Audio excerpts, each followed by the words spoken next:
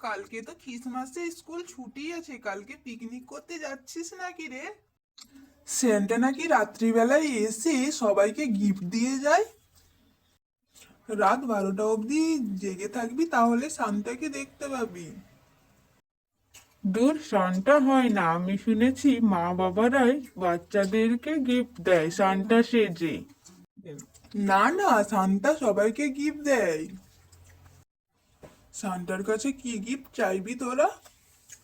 কালকে পিকনিক করবি যদি, এখনো তো চাঁদাই তোলা হয়নি, তাহলে 100 টাকা করে দে সবাই।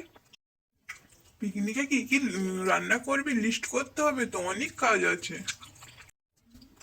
বেশি কিছু করব না, ভাবছি বিরিয়ানি আর চিকেন কষা করব।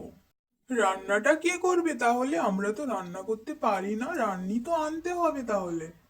হ্যাঁ, ঠিক বলেছিস তো, আমার মাথায় আসেনি কথাটা এতক্ষণ। একটা রান্নি তো দরকার, না হলে রান্নাটা করবে কে? না না, এত সব পিকনিকের কথা বাদ দে। পিকনিক টিকনিক করবো না, আমার মা বকবে। ঠিক আছে, তাহলে বাদ দিলাম, পিকনিক হবে না, বুঝেছিস? ঠিক আছে, তাহলে সান্টা কি গিফট দেয় সবাই সবাইকে দেখাবি। আমি এখন বাড়ি যাচ্ছি।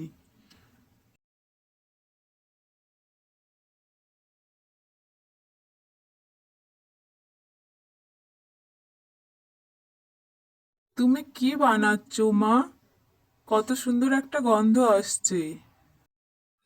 কেক বানাচ্ছি সোনা তোর জন্য। কালকে তো ক্রিসমাস, কেক খেতে হয় না? দোকানের কেকে অনেক ভেজাল থাকে, ওই জন্য ঘরে বানাচ্ছি তোদের জন্য। কি তুই খাবি তো ঘরে বানানো কেক? হ্যাঁ মা, কিন্তু মাখন থাকবে না তো।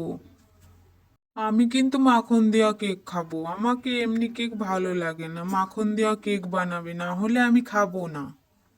না গুড্ডু, মাখন দেয়া কেক খেতে নেই, দাঁতে পোকা হবে। চল তোকে খেতে দেব। শানটাকে দেখবো বলে এতক্ষণ জেগে আছি, শানটার পাত্তাই নেই। শানটা মনে হয় আজকে আর আসবে না। কি রে, তুই এখনো জেগে আছিস কেন? ঘুমিয়ে পড়।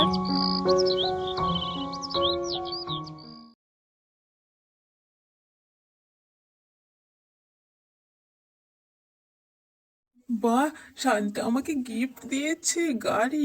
কত সুন্দর গাড়িটা! যাই আমার বন্ধুদেরকে দেখিয়ে আনি, ওদেরকে কি দিল জিজ্ঞাসাও কর।